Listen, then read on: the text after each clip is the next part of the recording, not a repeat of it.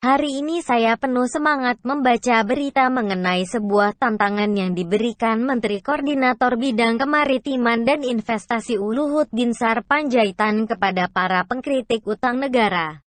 Luhut menantang gerombolan orang-orang nyinyir itu untuk bertatap muka guna berbincang langsung dengan Luhut terkait penambahan utang negara RI selama pandemi virus corona. Jadi kalau ada yang mengkritik kami, sini saya juga pengen ketemu.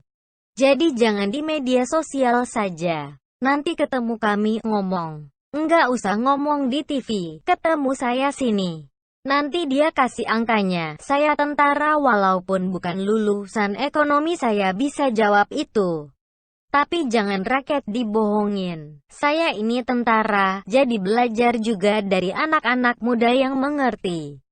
Jadi kita jangan enggak ngerti juga bodoh-bodohin rakyat kita ngutang enggak benar. Utang kita itu produktif, kata Luhut dalam sebuah diskusi virtual di Jakarta, Selasa, tanggal 2 Juni tahun 2020. Untuk kita ketahui bersama, Kementerian Keuangan RI mencatat total utang pemerintah hingga April tahun 2020 ini mencapai 5.172,48 triliun. Jika dibandingkan dengan periode yang sama tahun lalu, total utang tersebut meningkat 644,03 triliun atau 14,22%. Total utang tersebut setara dengan 31,78% terhadap PDB.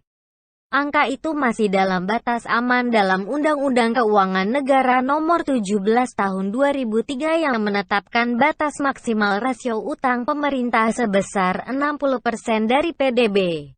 Selama ini, masalah utang negara memang selalu dijadikan sebagai sasaran empuk oleh gerombolan sakit hati untuk menyerang pemerintah. Dengan teganya mereka membodohi, membohongi dan memprovokasi rakyat agar tidak percaya pada pemerintahan di negaranya sendiri. Padahal masalah keuangan negara ini sudah ditangani orang yang profesional, ahli dan berkompeten di bidangnya. Ya, Sri Mulyani Indrawati, selaku Menteri Keuangan RI adalah perempuan sekaligus orang Indonesia pertama yang menjabat sebagai Direktur Pelaksana Bank Dunia. Sri Mulyani juga meraih penghargaan Menteri Terbaik Dunia. Dua prestasi dari seaprek pencapaian yang telah diraih Bu Sri ini saya rasa sudah sangat mewakili dan lebih dari cukup untuk membuktikan level Sri Mulyani ada di posisi mana.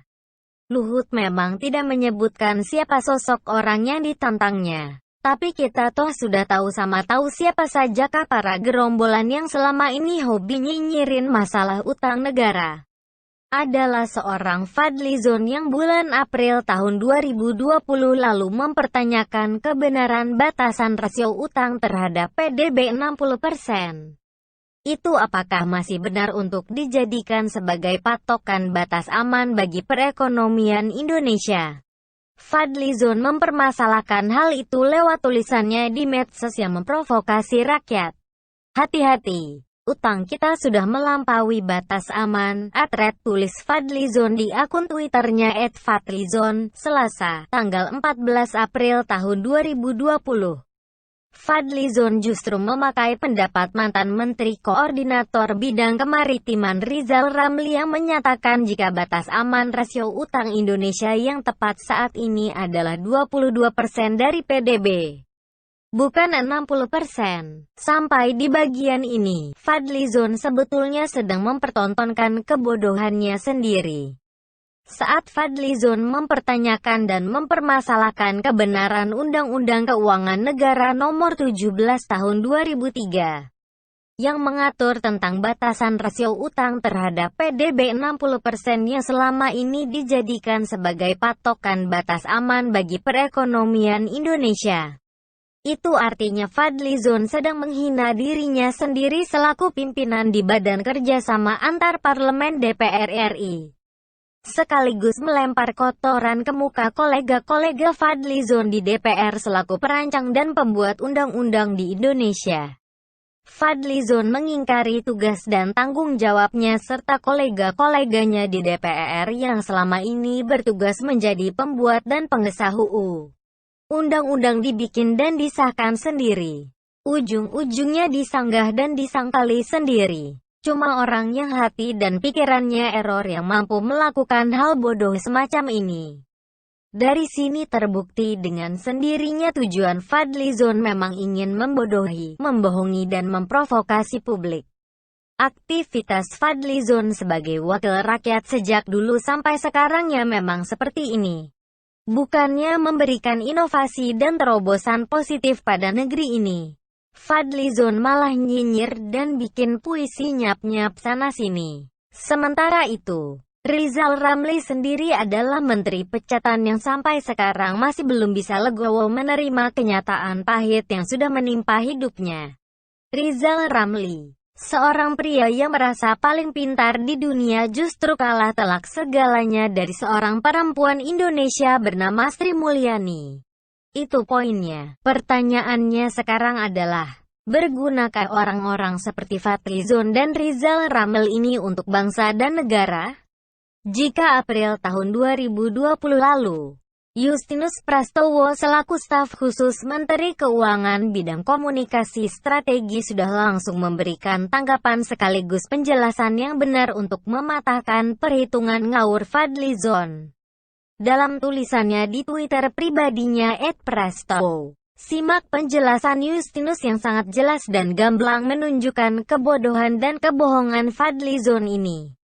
Intinya Justinus menegaskan jika patokan rasio utang yang aman tetap mengacu pada Undang-Undang Keuangan Negara, bukan pada sabda syarat muatan dendam dari Rizal Ramli. Apalagi pada perhitungan ngawurnya Fadlizon. Dan akhirnya, Luhut selaku mantan Komandan Khusus Satgas Tempur Kopassus itu menjelaskan jika utang pemerintah RI terhadap produk domestik bruto masih rendah ketimbang negara-negara lainnya seperti Singapura, Amerika Serikat dan Jepang. Dengan gagah Luhut juga menunjukkan sisi ketegasannya sebagai seorang prajurit yang sudah mengabdikan seluruh hidupnya untuk bangsa dan negara. Dengan menantang barisan sakit hati yang hobi nyinyirin utang negara untuk bertatap muka guna berbincang langsung membahas penambahan utang negara RI selama pandemi virus corona. Biarlah data dan fakta yang bicara. Akankah Fadlizon, Rizal Ramli dan gerombolannya berani menerima tantangan Luhut ini? Tiba-tiba saya jadi teringat pada Said Didu yang sekarang mendadak diam tak ada suaranya lagi setelah beberapa waktu yang lalu berurusan dengan pihak kepolisian. Gara-gara mulut ngablaknya mencemarkan nama baik Luhut, kegagahan Said Didu mendadak lenyap saat Luhut serius melaporkan Said Didu ke polisi. Akhirnya saya bisa mengambil kesimpulan. Tong kosong nyaring bunyinya. Sebenarnya tak masalah jika kita menjadi orang yang pandai berargumen asal disertai pembuktian nyata dalam bentuk tindakan dan perbuatan membangun bangsa. Akan jadi masalah besar jika kita menjadi orang yang terlalu banyak berbicara tapi tak pernah bisa memberi pembuktian dalam tindakan nyata untuk kemajuan negara. Jadi, jika dalam kenyataannya kita belum mampu memberikan kontribusi positif untuk negara, lebih baik kita diam daripada ablak nyinyir sana-sini mengucapkan kalimat dan pernyataan provokasi yang dapat menghancurkan persatuan dan kesatuan bangsa. Akankah gerombolan nyinyir pengkritik utang negara tadi berani menerima tantangan Luhut? Ingatlah selalu, tong kosong nyaring bunyinya. Wassalam.